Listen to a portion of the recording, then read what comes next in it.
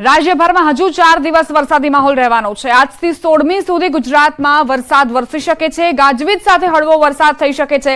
આજે અરવલ્લી, મહીસાગર, દાહોદ, સુરેન્દ્રનગર, રાજકોટ, વલસાડ, ડાંગ અને દાદરાનગર હવેલીમાં ગાજવીજ સાથે છૂટાછવાયા વરસાદની આગાહી કરાઈ છે। 14 મે અમદાવાદ, આણંદ, સુરેન્દ્રનગર, રાજકોટ, બોટાદ, અમરેલી, ગીર સોમનાથ, ભાવનગર, ભરૂચ, સુરતના અમુક વિસ્તારો માટે ગાજવીજ સાથે છૂટાછવાયા વરસાદની આગાહી કરાઈ છે। 15 મેની વાત કરીએ, બનાસકાંઠા, ગીર સોમનાથમાં ગાજવીજ સાથે છૂટાછવાયા વરસાદની આગાહી હવામાન વિભાગે વ્યક્ત કરી છે। 16 મે બનાસકાંઠા પ્રભાવિત જોવા મળી શકે છે। પવનની ગતિ 5 થી 10 કિલોમીટર પ્રતિ કલાકની રહેશે। ઉત્તર પશ્ચિમ મધ્યપ્રદેશમાં સાયક્લોનિક સર્ક્યુલેશન સક્રિય થવાના કારણે આ પ્રકારનો વરસાદી માહોલ રહેશે। 2 દિવસ બાદ ફરી એક વખત તાપમાનમાં વધારો થશે। 2 થી 3 ડિગ્રી તાપમાનમાં વધારો થવાનો છે। અમદાવાદમાં આવતીકાલે અમુક વિસ્તારોમાં વરસાદ પડી શકે છે।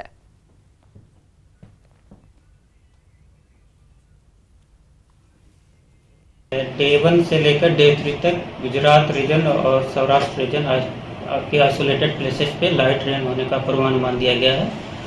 और डे 1 में जो गुजरात रीजन और सौराष्ट्र रीजन के डिस्ट्रिक्ट है जहाँ पे लाइट रेन और साथ में थंडरस्टॉर्म भी होंगे, वो डिस्ट्रिक्ट हैं अरावली, महिसागर, दाहोद, डांग, वलसाड़, दादरा नगर हवेली। और सौराष्ट्र रीजन के जो डिस्ट्रिक्ट है जहाँ पे लाइट रेन और साथ में थंडरस्टॉर्म होंगे वो है राजकोट और सुरेंद्रनगर।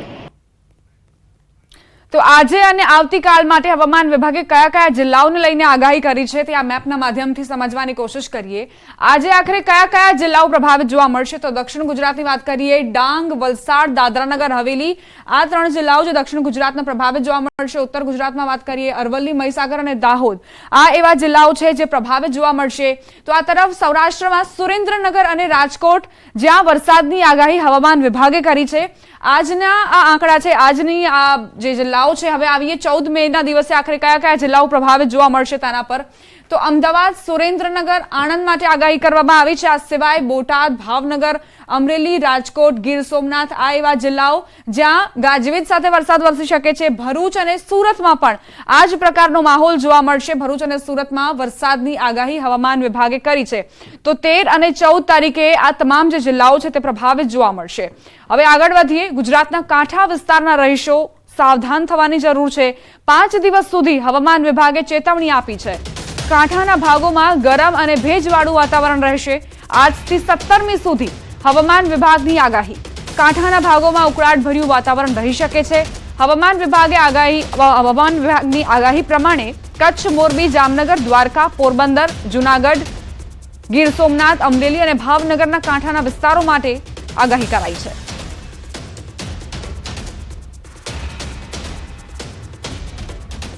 દેશમાં પ્રથમ મતદાન મથક એટલે કે સરદાર સરોવર નર્મદા બંધના ઉપરવાસમાં આવેલ નંદુરબાર જિલ્લાના અક્કલકુવા તાલુકાના મનીબેલી ગામ મહારાષ્ટ્રમાં 4થા તબક્કાનું મતદાન છે। ન્યૂઝ 18 ગુજરાતી પહોંચ્યું એવા ગામોમાં જ્યાં કોઈ સુવિધાઓ નથી પણ છતાં ત્યાંના લોકો ઉત્સાહભેર મતદાન કરી રહ્યા છે। અહીંના આદિવાસી મતદારો નાવડીઓમાં બેસીને મતદાન મથક સુધી મતદાન કરવા માટે આવે છે। આ ગામ એવું છે કે જ્યાં નથી વીજળીની સુવિધા, નથી રસ્તો, પાણીની વચ્ચે રહે છે, છતાં પીવાનું પાણી નથી। મહા મુસીબત વેઠતા આ ગ્રામજનો સરકાર પાસે અનેક માંગણીઓ કરી રહ્યા છે। દેશના પ્રથમ મતદાન મથક પર આવવા કર્મચારીઓને ઘણી મુશ્કેલી વેઠવી પડતી હતી, જેમાં દેશના પ્રથમ મતદાન મથકમાં પ્રથમ મતદાર એવા મતદારો સાથે વાત કરી કે ચૂંટણી અધિકારીઓ દ્વારા મતદાન કેન્દ્રમાં શ્રીફળ અને ફૂલ આપીને સન્માન પણ કરવામાં આવ્યું હતું।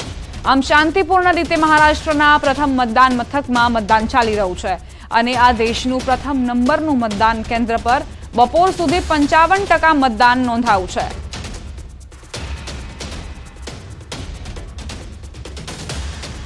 टोटल मतदान है 341 है और मतदान के लिए यहाँ सभी लोग आए वाले हैं और आ रहे हैं। यहाँ मणिबेली गांव के महाराष्ट्र फर्स्ट नंबर का गांव है। यहाँ फर्स्ट नंबर बूथ है। यहाँ से हम दूर दूर से मतदान करने के लिए आते हैं। पानी में नाव में से आना पड़ता है, इसलिए हम उत्साह से मतदान करते हैं। धूप के वजह से भी हम मतदान के लिए आए हैं। યાત્રાધામ દ્વારકામાં માફ કરશો યાત્રામાં ગુજરાતી પ્રવાસીઓ અટવાયા છે। ભારે ભીડના કારણે આ યાત્રિકો અટવાયા। ઉત્તરાખંડના ગંગોત્રી અને યમુનોત્રીમાં યાત્રિકો અટવાયા છે। ગંગોત્રી જવાના માર્ગે ભારે ભીડ જામી છે। ગંગોત્રીથી ગંગનાની વચ્ચે યાત્રીઓ ફસાયા। પરોઢીએ 4 વાગ્યાથી યાત્રીઓ ફસાયા છે। અમદાવાદ વડોદરાના યાત્રિકો અટવાયા। પરોઢીએ 4 વાગ્યાથી યાત્રીઓ અટવાયા હોવાની જાણકારી। 15 કિલોમીટર જેટલી લાઈનો લાગી છે। તંત્ર તરફથી કોઈ જ વ્યવસ્થા ન હોવાનું બહાર આવ્યું।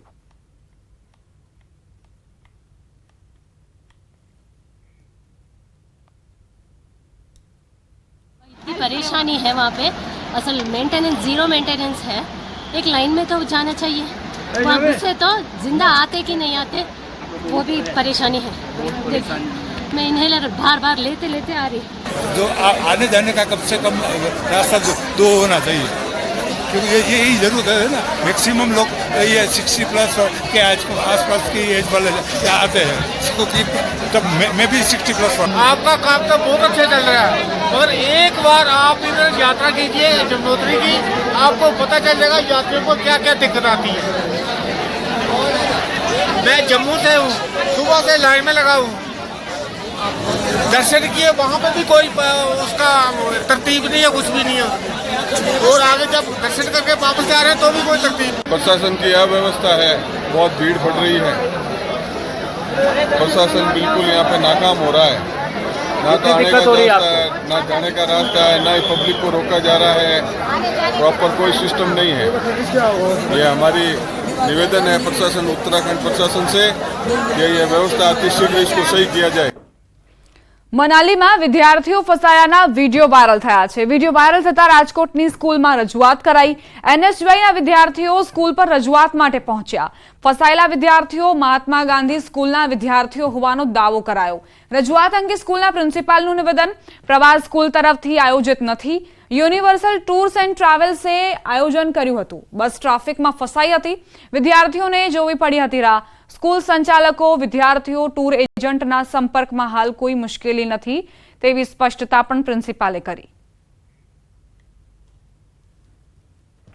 યુનિવર્સલ ક્લબ દ્વારા જે પ્રવાસ યોજાણો હતો તેથી શાળા સંચાલકોને અમારી એવી રજૂઆત છે કે તમે પ્રવાસ દરમિયાન કોઈક એવા સારા નામી અનામી ક્લબને તમે વિદ્યાર્થીઓને સજેસ્ટ કરો કે જેને લીધે આવી ઘટનાઓ બીજી વાર ન બને, કેમ કે આવા ક્લબ દ્વારા માત્ર ને માત્ર મેનેજમેન્ટનો અભાવ હોય છે અને વિદ્યાર્થીઓનો જીવ જોખમમાં મૂકવાનું કામ કરતી હોય છે। ત્યારે આ ક્લબને તાત્કાલિક ધોરણે કડકમાં કડક પગલાં લેવા જોઈએ। વિદ્યાર્થીઓ દ્વારા તો એવું કહેવું છે કે આ શિક્ષકને કાંઈ અનુભવ જ નથી, આ પહેલી વાર મનાલી પ્રવાસમાં ગયા હોય કેમ કે એ તો વિદ્યાર્થીઓને લીધે આગળ હાલતા હતા એમ। એટલે આવા ક્યાંક ને ક્યાંક અનુભવી શિક્ષકોને મોકલવા જોઈએ કે જે પ્રવાસથી અને વિદ્યાર્થીઓથી પરિચિત હોય, જેથી વિદ્યાર્થીઓને કોઈ જાનહાનિ ન હોય। હકીકત એવું છે કે યુનિવર્સલ ટૂર્સ એન્ડ ટ્રાવેલ્સ દ્વારા સંચાલિત પ્રવાસમાં વિદ્યાર્થીઓ ગયા છે, જેમાં ચંદીગઢ જવા માટે એ લોકો હિલ સ્ટેશન ઉપરથી એમના બસ સ્ટેન્ડ ઉપર પહોંચ્યા હતા। એક બસમાં બાળકો બેસીને રવાના થયા। સામે બીજી બસ આવતી જોઈ પછી એ બસને ઊભા રહેવા માટેની જગ્યા કરવી પડે એટલે એક બસ છે એ આગળના પાર્કિંગ પોઈન્ટ સુધી આગળ ગઈ। બસ જ્યારે ટર્ન લેવા ગઈ છે ત્યારે ત્યાં ટ્રાફિકના કારણે પોલીસે રોકતા 20 મિનિટ જેવું એને ત્યાં પિકઅપ પોઈન્ટ સુધી પહોંચતા વાર લાગી। હિલ સ્ટેશન છે એટલે આપ જાણો કે વરસાદ ગમે ત્યારે આવી શકે। ટૂર્સ એન્ડ ટ્રાવેલ્સ દ્વારા વિદ્યાર્થીઓને પણ રેનકોટ છત્રી વગેરે સાથે રાખવાની સ્પષ્ટ સૂચના હતી, બરાબર। તેમ છતાં કોઈ કારણસર બાળકોએ એનો ઉપયોગ ન કર્યો હોય એને એ તાત્કાલિકમાં ત્યાં પલળી ગયા। આપ વિડીયોમાં પણ જોયા હશે, મેં પણ જોયું છે કે બાળકો સદંતર નથી પલળ્યા, થોડા ઘણા પલળ્યા છે અને આજે એ લોકો ચંદીગઢ પહોંચી ગયા છે અને સાંજમાં ટ્રેન દ્વારા એ લોકો રાજકોટ પરત આવવા માટે નીકળી જશે। હવામાન વિભાગની આગાહીના પગલે ભાવનગર જિલ્લામાં વાતાવરણમાં પલટો આવ્યો। ભર ઉનાળે સિહોર સહિતના પંથકોમાં વરસાદ વરસ્યો। ગ્રામ્ય વિસ્તારોમાં આકાશમાં ઘેઘુર વાદળો સાથે પવનની ડમરીઓ ઉડી। જોરદાર પવન સાથે કાજાવદર, જાંબાળા, ટાણા, સણોસરા સહિતના વિસ્તારોમાં વરસાદ ખાબક્યો છે। હવામાન વિભાગની આગાહી પ્રમાણે જ ભાવનગરમાં વરસાદી વાતાવરણ। આકાશમાં કાળા ડિબાંગ વાદળો ઘેરાયા છે। સંવાદદાતા નીતિન જોડાઈ ગયા છે વધુ જાણકારી સાથે। નીતિન, ક્યાં ક્યાં વરસાદ વરસ્યો છે? વાત કરીએ તો જે હવામાન વિભાગની જે આગાહી છે તેને લઈને જિલ્લામાં બપોર બાદ અનેક વિસ્તારો જે પંથકોના છે ત્યાં વાતાવરણમાં પલટો દેખાણો હતો અને જે સ્વચ્છ દેખાતો આકાશ હોય છે ત્યાં કાળા ડિબાંગ વાદળો થયા હતા। વાત કરીએ ગ્રામ્ય વિસ્તારની તો સિહોરના જે પંથકના જે ગ્રામ્ય વિસ્તારોના જે ગામો છે કાજાવદર, જાણા, તાંબાળા, સણોસરા સહિતના જે આજુબાજુના જે ગામો છે ત્યાં ભારે પવનની ડમરી સાથે ગાજવીજ સાથે વરસાદ વરસી રહ્યો હતો અને ચોક્કસ કહી શકાય કે હજી પણ જે ગ્રામ્યના પંથકોના જે અમુક વિસ્તારો છે ત્યાં પણ હજી વાદળછાયું વાતાવરણ છે, એટલે ચોક્કસ કહી શકાય કે સાંજ સુધીમાં પણ અનેક વિસ્તારોમાં મોટા વરસાદી ઝાપટા પડી શકે છે। જી નિતિન, સવાર દરમિયાન કેવા પ્રકારનું વાતાવરણ હતું? શું આ જ રીતે આકાશમાં કાળા ડિબાંગ વાદળો ઘેરાયા હતા? બપોર બાદ પલટો આવ્યો કે સવારથી જ આ જ પ્રકારનું વાતાવરણ છે? જી, વાત કરીએ તો જ્યારે હવામાન વિભાગની આગાહી હતી ત્યારે અર્લી મોર્નિંગ થી લઈ અને બપોર સુધીના સમયમાં કોઈ એવું વાતાવરણ છે કે ચોખ્ખું હતું ને એવું કઈ વાતાવરણ વરસાદી વાતાવરણ નહોતું બંધાયું, પરંતુ છેલ્લા 1 કલાકની અંદર આ સમગ્ર પંથકના જે વિસ્તારોમાં જે ગામો છે ત્યાં આવું વાતાવરણ છે, જે વરસાદી વાતાવરણનું જે માહોલ છે તેવું વાતાવરણ ક્રિએટ થયું હતું આકાશમાંથી. આભાર નિતિન જાણકારી આપવા માટે. આગળ વધીએ અરવલ્લીથી સમાચાર. અરવલ્લી જિલ્લામાં વાવાઝોડા સાથે વરસાદ વરસ્યો છે. શામળાજી સહિતના ગ્રામ્ય પંથકો પ્રભાવિત જોવા મળ્યા છે. શામળાજીમાં ભારે પવનના કારણે બેનર ઉડ્યા. નાના લારી ગલ્લાના વેપારીઓમાં દોડધામ મચી ગઈ. મોડાસાના ઇસરોલમાં વરસાદી માહોલ છવાયેલો છે. વરસાદ વરસતા જ વાતાવરણમાં ઠંડકનો અહેસાસ લોકોને થયો. હવામાન ખાતાની આગાહી મુજબ વાતાવરણમાં અહીં પલટો આવ્યો છે. તો તેજ પવનના કારણે જે બેનર લગાવવામાં આવ્યા હતા તેને પણ નુકસાન પહોંચ્યું છે. સંવાદદાતા હાર્દિક જોડાઈ ગયા છે વધુ જાણકારી સાથે. હાર્દિક, એકાએક વરસાદ ત્રાટક્યો અને ત્યારબાદ બેનરને પણ નુકસાન પહોંચ્યું છે, નાના વેપારીઓને પણ નુકસાની ગઈ છે. શું અપડેટ્સ?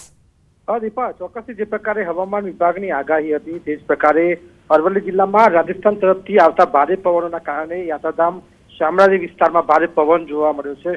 ખાસ કરીને જે નાના વેપારીઓ જે ગલ્લા ચલાવે છે, લારી ચલાવે છે, તેમાં દોડધામ જોવા મળી હતી. સાથે જ જે બેનર હોર્ડિંગ લગાવવામાં આવ્યા છે તે પણ ઉડી જવા પામ્યા હતા. એટલે કે ભારે પવન બાદ વરસાદની શરૂઆત થતા શામળાજી મંદિર તરફ જવાનો જે રસ્તો છે એ રસ્તામાં પણ પાણી ભરાયા છે. હાલ એટલે કહી શકાય કે ભારે પવન સાથે વરસાદની શરૂઆત થઈ છે. બીજી તરફ મોડાસા તાલુકામાં પણ જે ગ્રામીણ વિસ્તાર છે ઇસરોલ, બલુંદ્રા, જીવણપુર આ વિસ્તારમાં પણ વરસાદની શરૂઆત થઈ છે. પહેલા પવનની શરૂઆત થઈ. હાલ મોડાસા શહેરમાં પણ ભારે પવન જોવા મળી રહ્યો છે. આ સંજોગોમાં જે આગાહી કરવામાં આવી હતી કે વરસાદ પડશે ત્યારે જે પ્રકારની ગરમી છેલ્લા 3 દિવસમાં પડી રહી છે તેમાં આંશિક રાહત હાલ તો જોવા મળી રહી છે દીપા. પરંતુ જે પ્રકારે શામળાજીમાંથી નુકસાનીના સમાચાર સામે આવશે તે ચોક્કસ છે. દીપા, આભાર હાર્દિક જાણકારી આપવા માટે. અંબાજી પંથકના વાતાવરણમાં પણ એકાએક પલટો જોવા મળ્યો છે. બપોર બાદ આકાશમાં કાળા ડિબાંગ વાદળો ઘેરાયા છે. હળવા વરસાદની શરૂઆત થઈ. ગરમીના કારણે ઉકળાટ બાદ વરસાદી માહોલના કારણે લોકોએ પણ હાશકારો અનુભવ્યો છે. વાતાવરણમાં આંશિક રાહત વર્તાઈ છે. આકાશમાં હજી પણ વાદળો ઘેરાયા છે. ભર ઉનાળે વરસાદી માહોલ જામ્યો છે. વરસાદની આગાહી વચ્ચે અંબાજી પ્રભાવિત.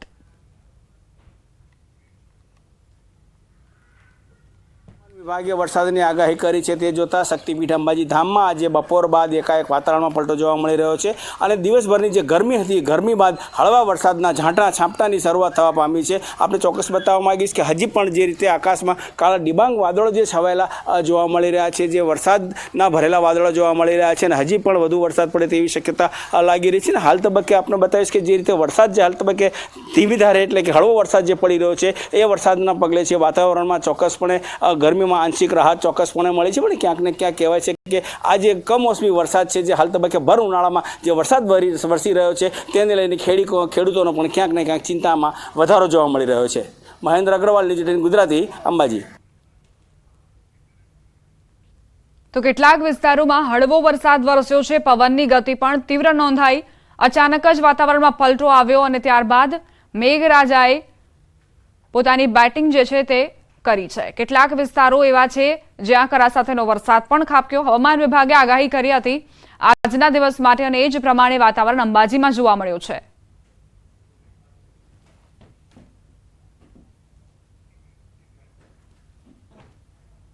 બુલેટિનમાં રોકાઈશું એક નાનકડા વિરામ માટે. આપ જોતા